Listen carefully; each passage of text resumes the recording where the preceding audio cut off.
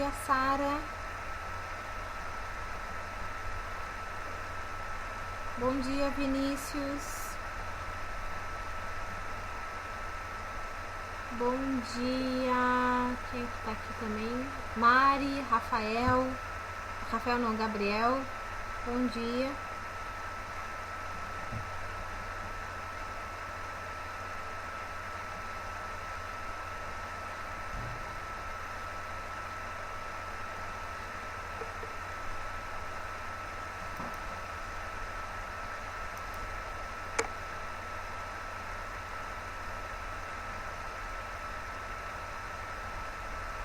Bom dia, Laura. Bom dia, Vitória.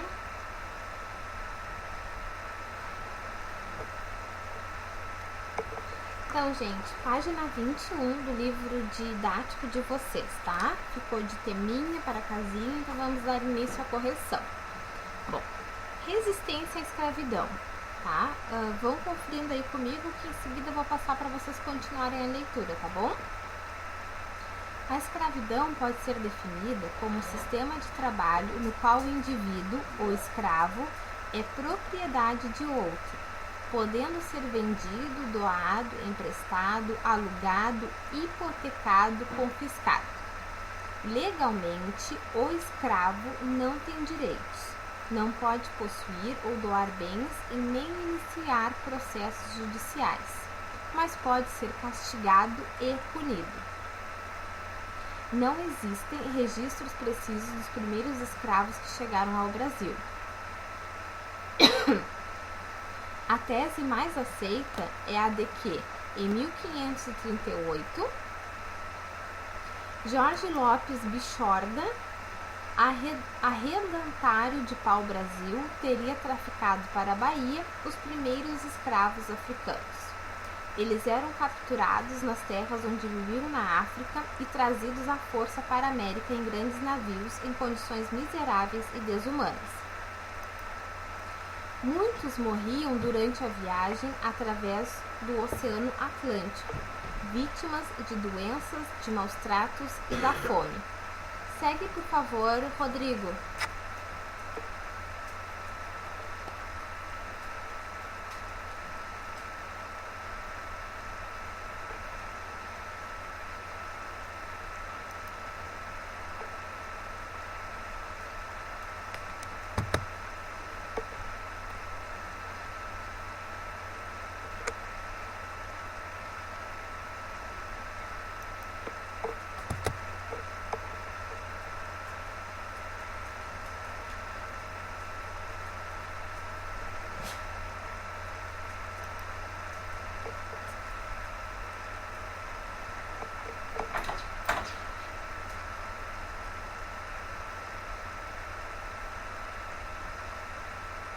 Muito obrigada. Não, obrigada. Cauã Fernandes, lê os dois próximos. Não, obrigada, Rodrigo.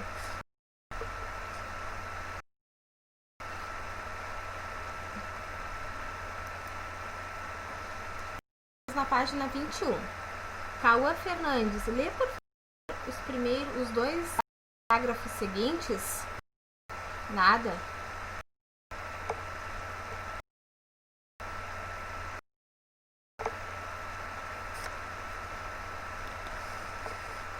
Não, esse foi o Rodrigo que leu. É os dois seguintes. A minoria branca.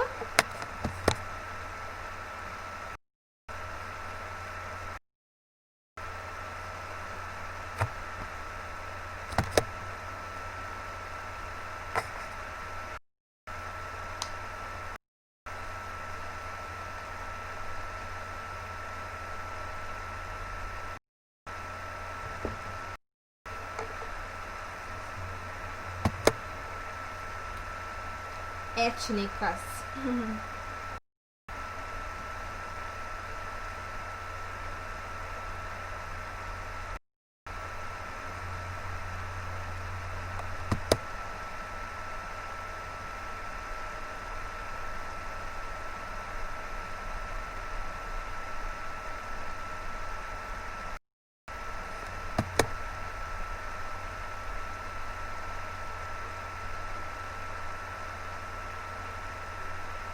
Muito obrigada.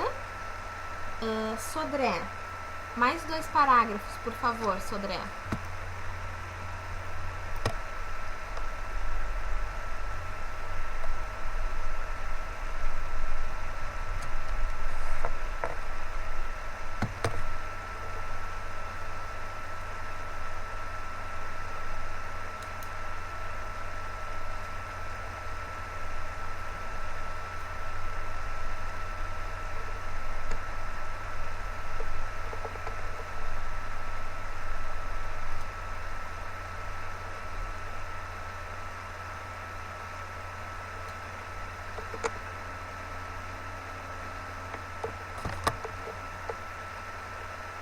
O próximo, por favor.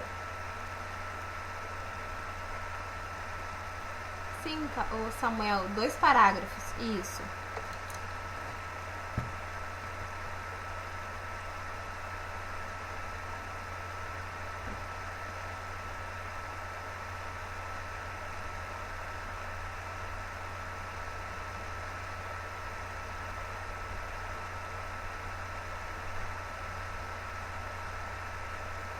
Tá.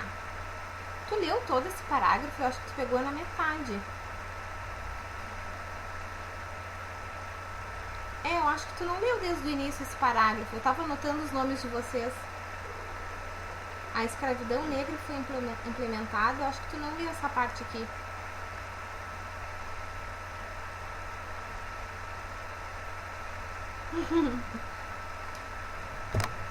Tá. Então tá bom. Kalel. Próximo parágrafo, Kalel.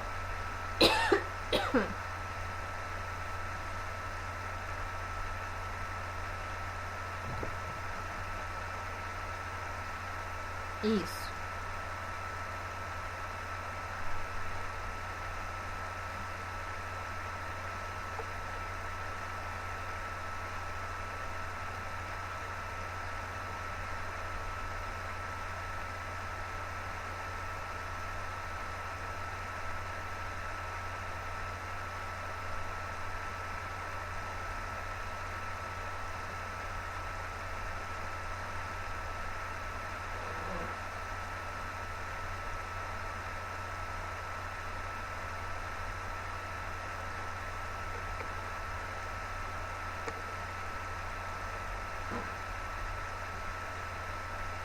Obrigada, Kalel. Kalel, Obrigada, Kalel. Kalel, tu precisa ler mais.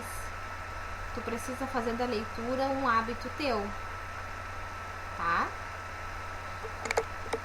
Depois do Kalel, Samara. Samara, por favor, próximo parágrafo.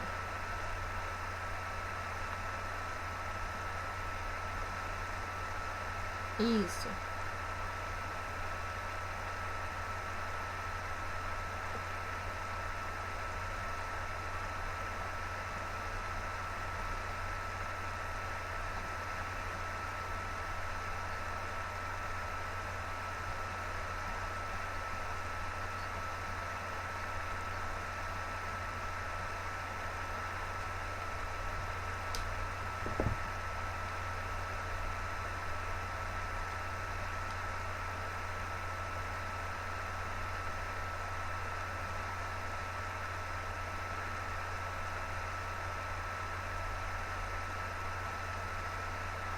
Obrigada, Samara.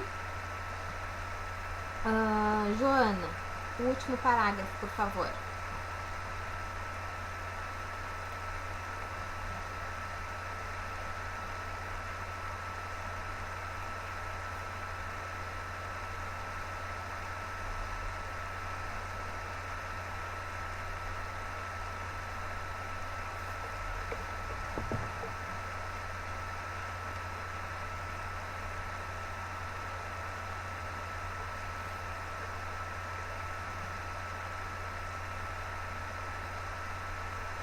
Muito obrigada. Então, página 22, exercício 1. Na imagem, vê-se um grupo de pessoas sendo transportado para o Brasil para serem escravas. Destaque 2 elementos presentes na imagem, em sua opinião, caracterizam sua condição de cativos. Então, tem vários aspectos que nós podemos elencar aqui nessa imagem, né? Por exemplo, eles estão nus, praticamente nus, né? Estão presos. Eles têm homens brancos ali na posição de uma posição mais violenta. A postura deles de estarem assim, ó, encolhidos, né, simboliza que eles estão sofrendo a violência exercida pelos brancos. E, né, temos ali a questão de um dos negros descendo o porão, né? Então tem todas essas características que simbolizam essa escravidão, como é que eu posso dizer? Eu ia falar recrutamento, mas de forma alguma seria recrutamento, né? Seria... Uma vez um aluno meu do 5º ano disse, tia, os negros, na verdade, eles foram sequestrados. E eu, exatamente, né? Seria um tipo de sequestro, né? Tirar a pessoa da sua terra natal, levar para outra para escravizá-la, né? É uma violência sem tamanho. Então temos aí essa questão dos navios negreiros que eram usados para tirar os negros do seu continente, né, da África, e trazer para os outros continentes, né, sendo ele europeu ou aqui na América, né, Latina, do Norte ou do Sul, tá bom? Leia a canção de capoeira e responda as questões propostas. Vocês conhecem essa música que é uma homenagem ao Zumbi dos Palmares? Conhecem ou não? Não? Então, a última a ler foi a Joana. Sara, lê pra mim, por favor, a primeira parte da música, a primeira coluna.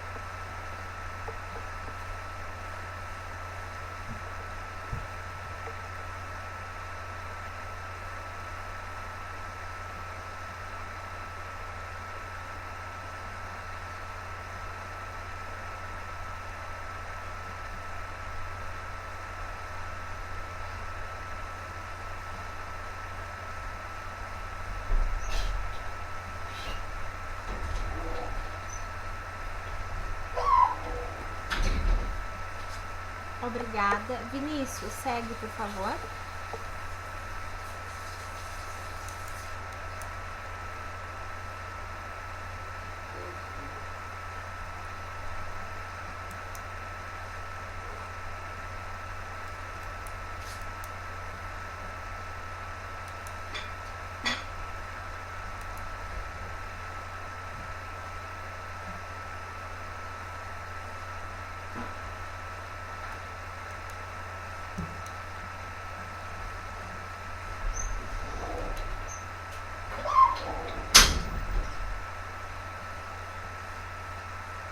Bem, muito obrigada. E Vinícius, não é ler, é IE.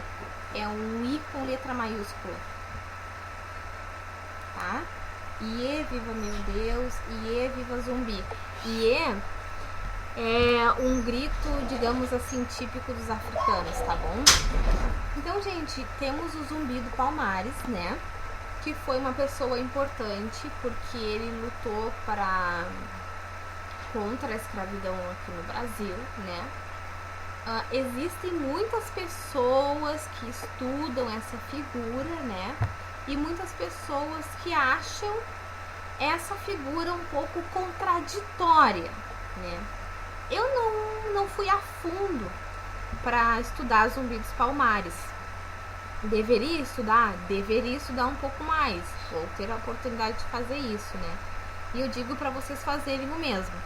porque é uma figura importante para nós. O que se questiona muito é que essa pessoa, ele criou uma comunidade para lutar contra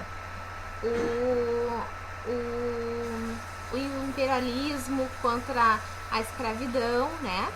Só que tem pessoas que falam que ele agia de certa forma dentro de uma hierarquia, fazendo com que ele também tivesse pessoas que eram subordinadas a ele, né? Como se ele, de uma certa forma, escravizasse a sua própria população.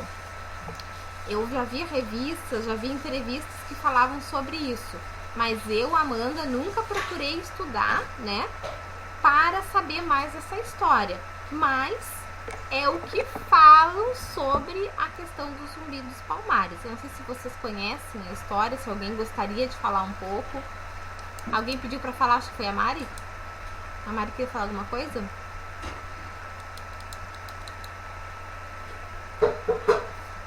Ah, tá. Vocês conhecem essa figura, o Zumbi dos Palmares? Conhecem essa história?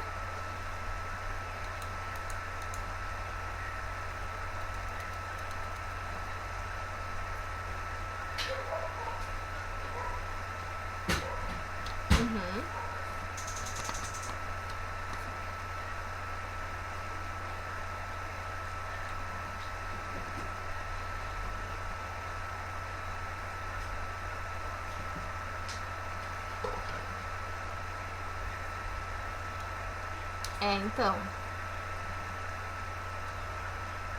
Então, é uma coisa meio contraditória, né, Sejanes?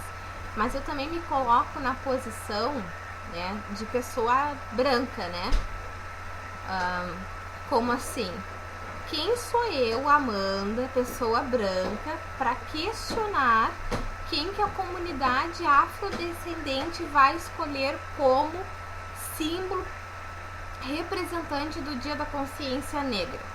Quem sou eu? Ninguém, né? Então, o que é o mais adequado? O mais adequado seríamos procurar pessoas que conhecem a história, pessoas que sabem como que realmente funcionava essa época, né, aqui no Brasil dele, e como que funcionava a organização dele, e que essa pessoa de preferência seja uma pessoa de história, uma historiadora negra, né, que cultivasse pela cultura dos africanos, dos afrodescendentes. Então, por isso que às vezes eu jogo essas questões assim para vocês na sala de aula, pra gente poder discutir, até mesmo para saber, né, se alguém aqui da aula, como tem alunos que são afrodescendentes, né, que são afro-brasileiros, se vocês buscam, se vocês sabem, se vocês conhecem, até mesmo pra gente trocar uma ideia, né. Alguém de vocês sabe mais do que eu e o Sejanes aqui meio que comentamos?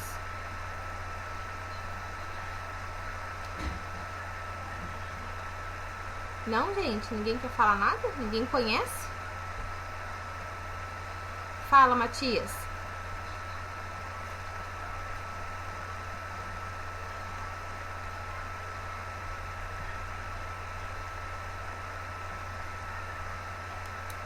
Tá, eu não entendi toda a tua informação. O presidente, o que tem? Ele é contra?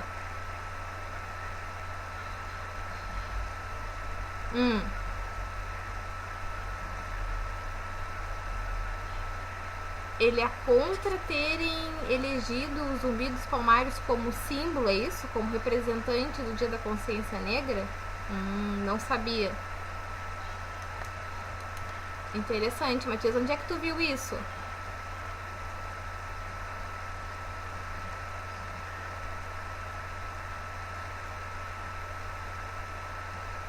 É que tá falhando muito a tua voz, Matias. Matias, tá falhando muito a tua voz e às vezes a informação não tá chegando completa. Ele fala onde? Tu tava falando? Ele fala onde? Em que veículo?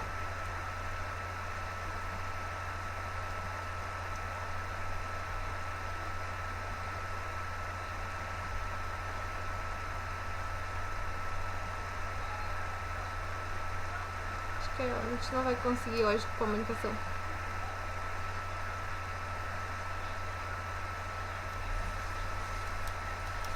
Ele usa as redes sociais para falar sobre isso. Bacana, interessante. Vou procurar sobre também.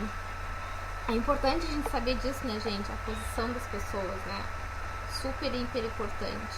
Como, por exemplo, a gente tem esse que representa, né, o Zumbi dos Palmares, que representa a comunidade africana, né? A gente também tem o cacique Raoni, que é o grande representante aí da comunidade indígena, né? E que ninguém fala sobre o cacique Raoni, ninguém fala sobre ele. E ele é uma figura super ativa, super viva, né? Ele luta muito pelos direitos dos índios e pela nossa Amazônia, só que ninguém fica sabendo disso, né? Não é noticiado. A última vez que eu vi uma notícia do Raoni na TV foi quando uma descendente de indígena falou lá no Planalto, né, pro presidente do Brasil, que essa história do índio ter sido massacrado, que isso tudo era coisa da história, porque não era assim que acontecia, que o índio não era expulso das suas terras nada, que eles tinham que conquistar seus espaços, uma coisa assim que ela falou. E aí ele se posicionou contra, né, a essa fala dessa menina, porque ela realmente não estava de acordo com a realidade deles, que a gente sabe que ela é muito, muito cruel, né? Mas enfim, é isso. Só pra gente, só pra eu deixar essa pulguinha atrás da orelha de vocês, de que a gente precisa ter conhecimento dessas coisas, né? A gente precisa ter conhecimento de quem são e quem foram os grandes líderes brasileiros em busca das causas dos índios, das causas dos negros, né? É muito importante. E a gente vive conversando aqui em casa, né, que é sobre que a questão da visibilidade do indígena é a mais preocupante no Brasil, né? O povo afrodescendente, eles são a maioria aqui no Brasil, né? 51% da população brasileira é de negros. Então, eles são maioria no Brasil. Eles estão ganhando cada vez mais voz, estão cada vez falando, se posicionando mais, né? Olha o que aconteceu em Porto Alegre. Aquela violência causada em Porto Alegre resultou um movimento no Brasil inteiro, né? Teve atos de vandalismo, digamos assim? Teve, né? Mas foi em prol e em busca de justiça por uma vida que foi tirada de forma muito violenta, certo? Só que a gente tem uma quantidade significativa de indígenas morrendo no Brasil e a gente não vê isso noticiado, a gente não vê passeata, a gente não vê nada.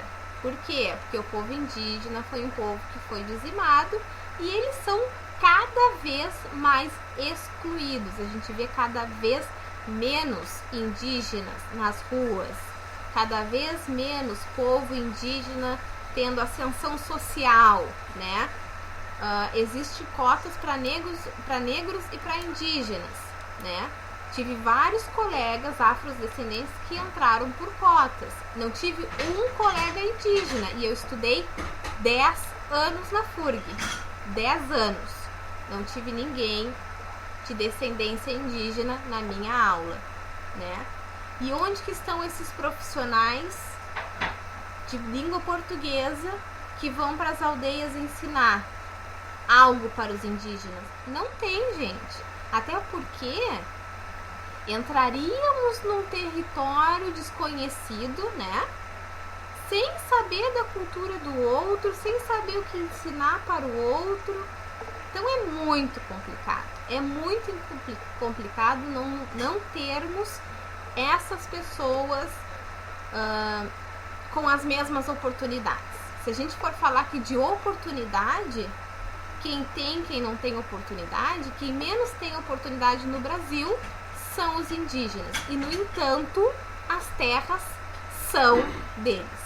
O Brasil é dos indígenas, né? No entanto, eles não têm espaço nenhum em nenhum lugar. A não ser no verão, quando a gente encontra eles nas ruas vendendo artesanato. Caso contrário, não vemos. Só vemos eles nessas condições e nessas condições muito marginalizadas, né? Dito isso, e agora temos uma indígena no The Voice Brasil. Torço por ela fielmente todo o programa. Bueno, dito isso, vamos para a letra A. Nessa canção tem-se a indicação de dois tempos, o passado e o presente. Que elementos existem no texto que os representam? Então temos a referência do passado quando ele fala da história de vida do zumbi, né? E o presente é a memória. Então falar do passado é um resgate ao passado e a memória são marcas do presente. É algo que acontece no presente. Memória acontece no presente, tá bom? Letra B. A figura de Zumbi dos Palmares presente na canção tem uma série de grandes virtudes, indique ao menos 3 delas. Então, de acordo com a canção, o zumbi foi guerreiro, foi alguém com coragem, com poder, alguém como classificado como rei, né? Defensor do povo, inteligente, tudo isso tá aí na canção. Tá bom? Ficou alguma dúvida? Ficou alguma dúvida? Não? Alguém gostaria de falar alguma coisa para encerrarmos esse contexto? Ninguém fala nada, né? Vocês são tão apáticos. Meu Deus. Se eu levasse esse texto para os meus pequenininhos, isso ia render toda a minha aula. Vocês não falam nada, não querem discutir nada, vocês querem falar. Fala.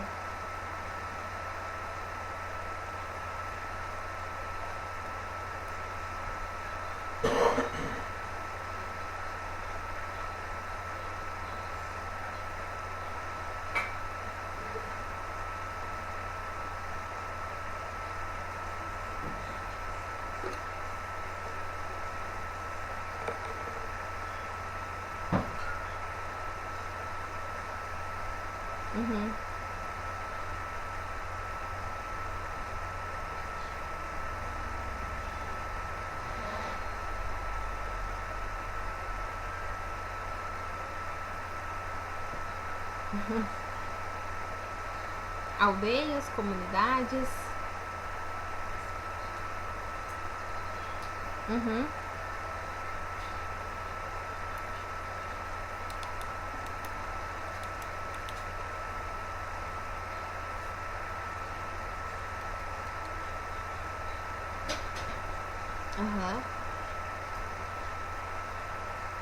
Sim.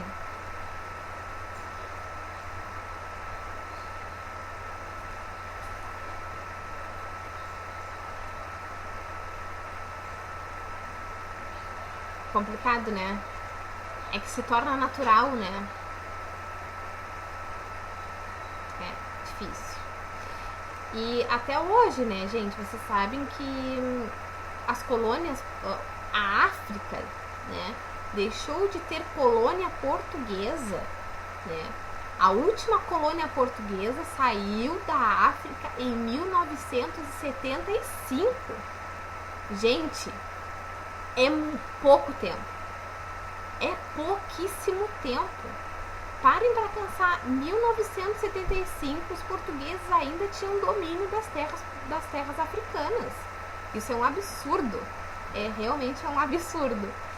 E o que aconteceu? Depois que eles saíram de lá, o que aconteceu? Guerra civil. As pessoas ainda elas têm conflito entre elas, né? Se instaurou no continente africano o que nós tivemos aqui no Brasil em 1920, 1940, que foi a ditadura. Lá a ditadura governa a África de ponta a ponta, sabe? Então é um país assim, é um continente ainda que tem muito ainda o que se desenvolver, né? Por consequência, evidentemente dessa colonização desenfreada, né? Mas enfim, eu fico com, como é que eu posso dizer? Eu não posso dizer com pesar, porque é muito simples dizer com pesar, é pouco dizer com pesar, né? O sentimento que a gente tem sobre isso é desolador, né? Saber que as pessoas viviam num sistema de colonização até há pouco tempo, aí depois eles começaram a se matar entre si, porque se instaurou a ditadura, e aí tem o grupo dos rebeldes que vão contra a ditadura, né? Aí tem as estradas lá que tu pode muito bem pegar o teu carro e de uma hora para outra surge um comboio, eles te levam tudo, te matam e ponto. É assim que acontece lá em muitos lugares da África. Então, assim, é desolador, né? O sofrimento do povo africano é desolador. Mas, enfim, infelizmente a gente não tem como mudar, né? Se eu tivesse, sei lá, muito dinheiro, eu tentava fazer alguma coisa, mas, né, não tenho. Vamos para 23, completar os exercícios, tá? Letra A. Então, eu vou lendo já com as respostas. Caso vocês se percam, vocês me perguntem novamente, tá certo? O estilo barroco tem sua origem na crise de valores renascentistas, resultante das lutas religiosas e da crise econômica surgida como consequência de problemas relacionados à dificuldade do comércio com o Oriente. Na literatura do seiscentismo de 1600, é possível perceber o desenvolvimento de uma visão de mundo que passou a considerar a realidade como um contraste permanente, um estado de tensão e desequilíbrio. O culto do exagero das formas passou a ser um dos procedimentos que caracterizou o barroco, estética predominante neste período. Estética, período, tá? É a mesma coisa, mas aqui você tem que colocar estética, só para lembrar que estética e período é a mesma coisa.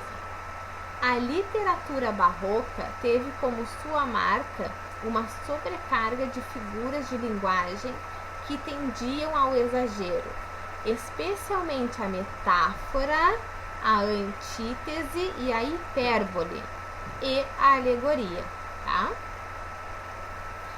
Letra B. Todo o excesso que aflora na arte barroca é resultado do conflito entre o mundano e o celestial. O homem e Deus, antropocentrismo e teocentrismo, o pecado e o perdão, o sagrado e o profano, o material e o espiritual, que tanto atormentava o homem no século XVII. Sua perspectiva era dualista. Gente, dualista vem de dois. Então, sagrado, profano, material, espiritual, tá? Não esqueça essa palavra. Sua perspectiva dualista, ou seja, sempre abordava os problemas com base em uma compreensão de que tudo apresenta uma duplicidade de sentido, ou seja, toda palavra ela terá uma antítese, tá? C. Os dois estilos do barroco literário são o cultismo e o conceptismo. Cultismo, linguagem rebuscada, exagerada e extravagante. Hipérboles, uso culto da língua, inversão sintática, valorização dos detalhes e dos jogos de palavras. Conceptismo, jogo de raciocínio de conceitos, raciocínio lógico que tem como objetivo o convencimento.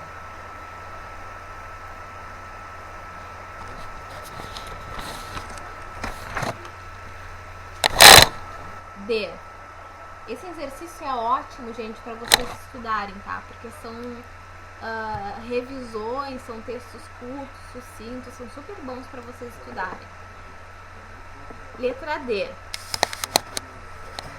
O barroco português desenvolveu-se no momento histórico em que havia uma dupla sensação na Europa de depressão e pessimismo, com euforia e contentamento.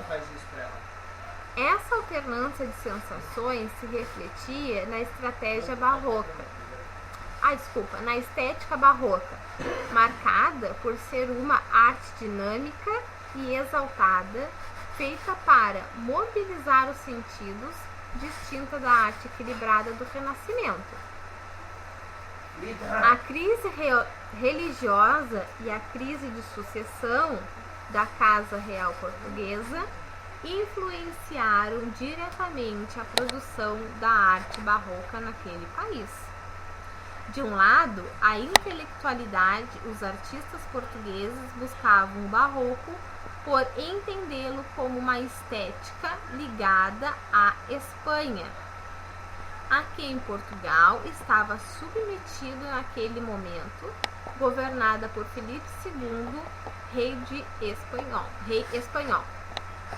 De outro lado, a influência da Contra-Reforma, que postulava uma política de convencimento dos fiéis, utilizando a arte barroca como meio, tornou-se poderosa entre terras lusitanas. Um dos maiores escritores do barroco em língua portuguesa foi o padre Antônio Vieira, criador de sermões que representavam o barroco conceptista.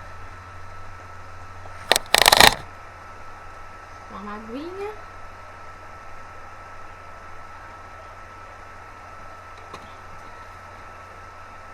Vinícius, estás conseguindo acompanhar? Eu tô vendo que tu tá escrevendo bastante.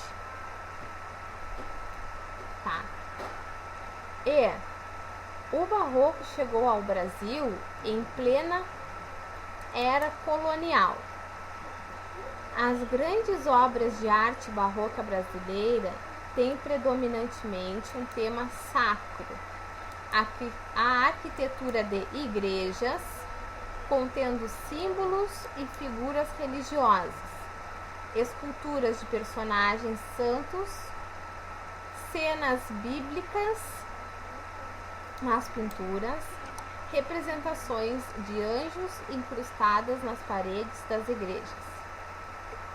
Quanto à literatura barroca do Brasil, é importante destacar a precariedade cultural da sociedade brasileira no século XVII. Mais do que um movimento constituído de escritores, produzindo obras alinhadas aos preceitos da estética barroca, houve, na verdade, alguns escritores que, tendo como referência obras estrangeiras, produziram aqui textos com características barrocas. Entre esses escritores, destaca-se Gregório de Matos, que produziu uma poesia de alta qualidade, dividida em 3 grupos temáticos: a lírico-amorosa, a religiosa e a satírica. Tá bom?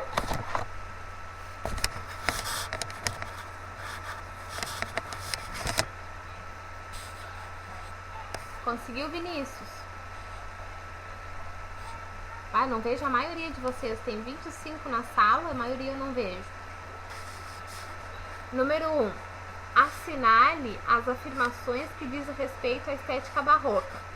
Então, vocês vão marcar a segunda, que diz: suas obras muitas vezes representam elementos exuberantes e contraditórios. A 3. Em países, em Portugal e Espanha, bem como em suas colônias, foi uma estética associada à crise religiosa. E a 4. É possível notar que essa estética apresenta aspectos que diferem de um lugar para o outro. Tá? 2. Observe a pintura presente ao estilo barroco e responda as questões. Letra A. Como se pode descrever a relação entre claro e escuro típica da pintura barroca nessa tela? Então, o claro está no corpo de Jesus Cristo, né?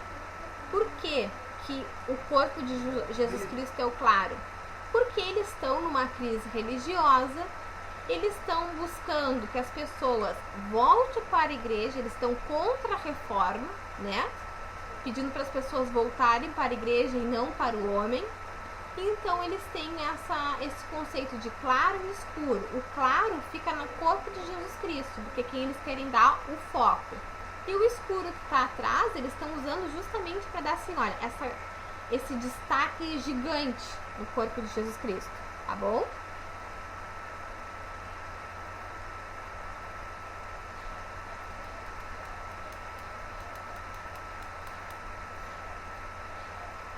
Tem muita gente escrevendo.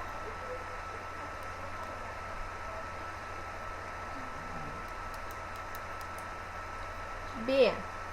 Na arte barroca, por vezes, é o leitor que completa aquilo que está falando na obra. Nesse sentido, que elementos fazem parte da cena da crucificação de Jesus que a tela não mostra? Então, o que não mostra aí, que está sendo... O que não mostra, né, que a gente pode inferir? Segundo a história.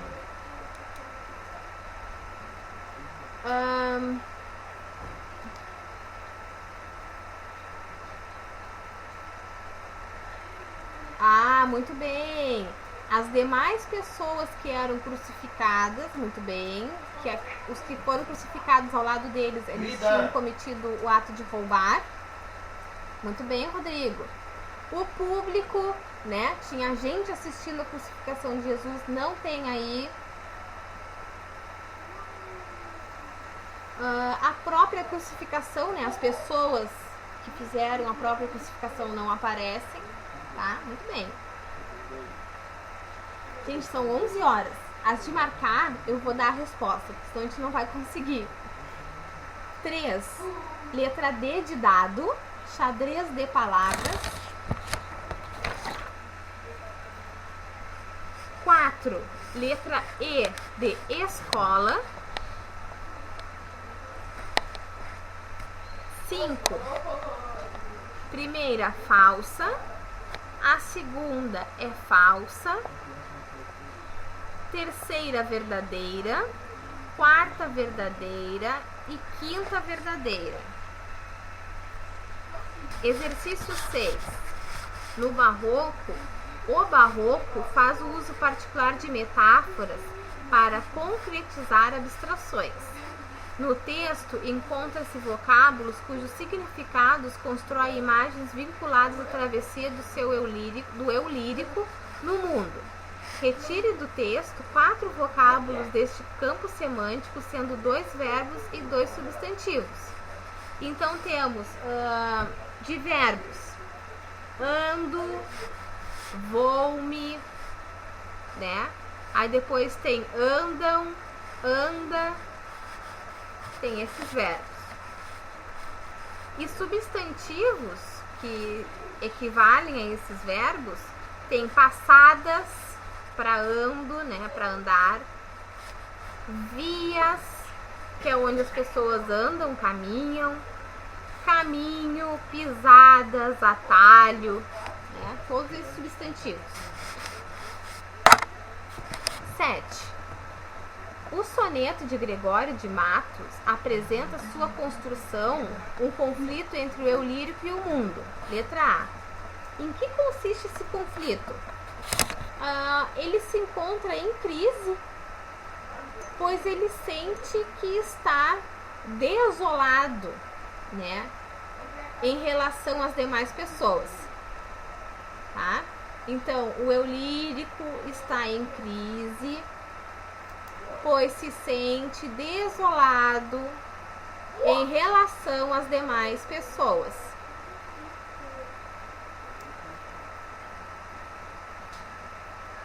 estão me escutando direitinho, gente? É a primeira vez que eu uso esses fones.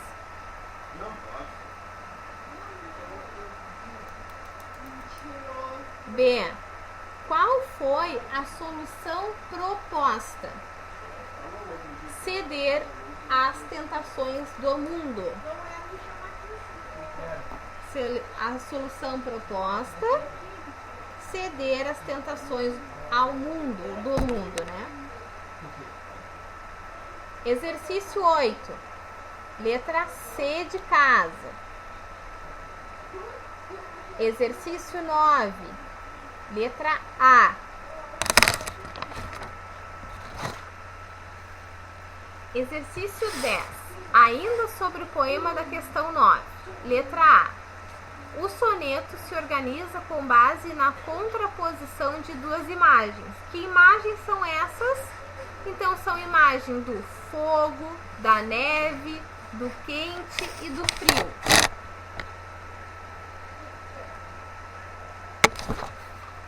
Fogo, neve, quente e frio, tá? B. Na última estrofe do poema, o eu lírico traduz sentimentos amorosos com base em dois paradoxos. Quais são eles? Então, neve ardente, porque o que arde normalmente é o fogo. Então, como é que a neve vai arder, né? Então, neve ardente e chama fria.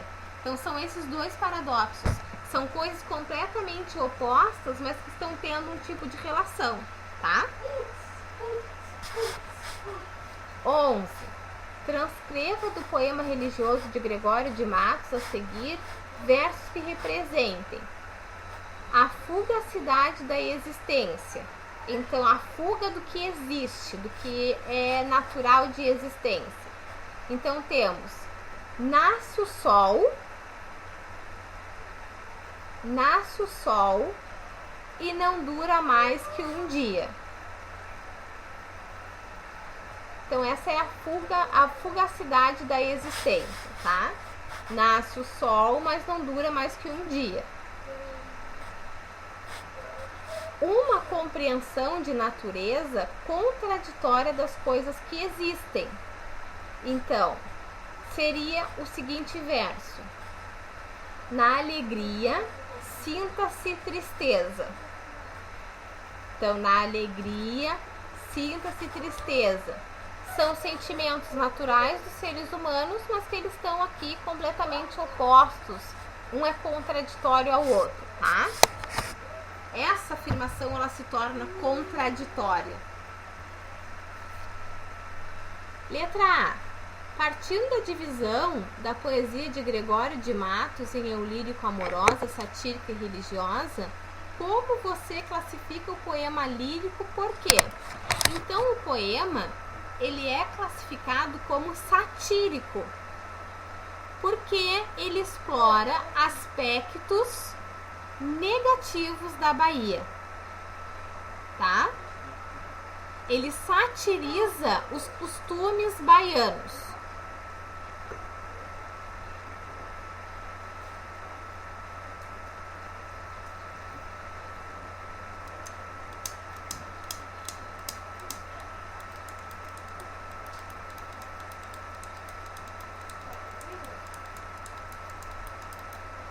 Letra B. Com suas palavras, como você definiria a cidade da Bahia segundo a visão de Gregório de Matos? Bom, se ele satiriza, ele fala mal dos costumes, né? Me parece uma cidade em depressão, uma cidade que, na verdade, está,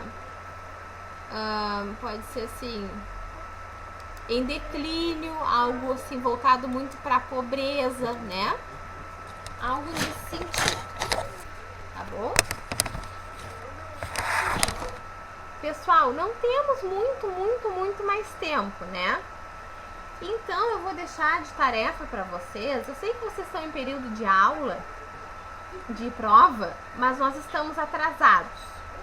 Então, eu vou deixar de tarefa para vocês a leitura da 30 e a execução da 31, tá? leitura da 30 e a execução da 31. Porque daí vai ficar mais fácil eu explicar para vocês as características desse período que é o arcadismo, porque ele vai cair na prova, tá? Então, nossa próxima aula eu acho que é dia 4, é isso? Nem sei que dia é a próxima aula, mas depois eu olho no calendário. Tá bom? Então eu vou chamando vocês vão saindo conforme o horário de chegada, tá? A leitura já estava acontecendo enquanto alguns de vocês chegavam, então pode ser que eu não tenha anotado o nome de alguém. Então, Rodrigo, bom final de semana. Obrigada. Gabriela, um bom final de semana.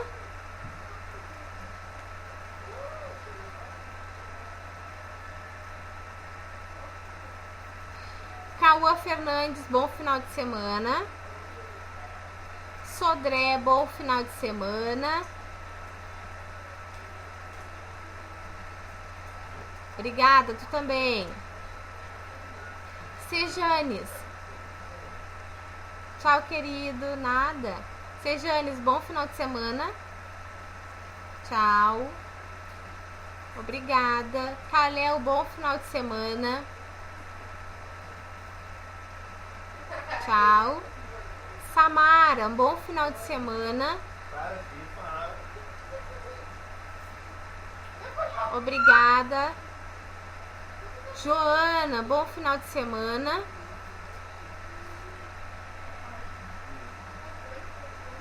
Obrigada. Sara, um bom final de semana. Obrigada. Vinícius, um bom final de semana. Obrigada, tchau. Gabriel Ramires, bom final de semana. Tchau, querido. Mari, bom final de semana.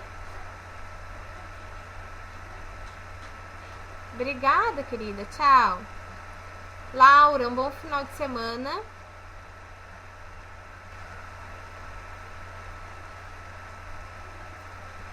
Vitória, bom final de semana, Vi.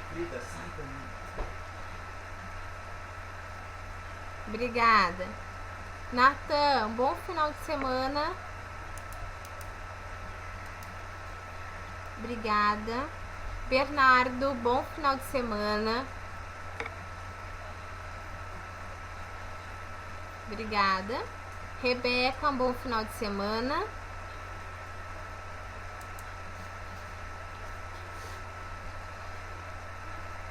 Obrigada. Cauã Garcia, bom final de semana.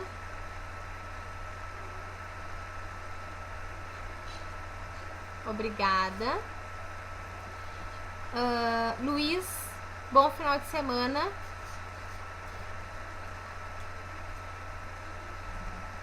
Obrigada.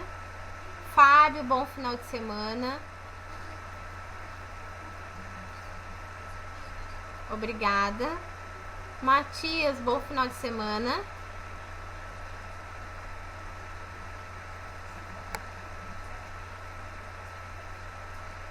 Obrigada, querida.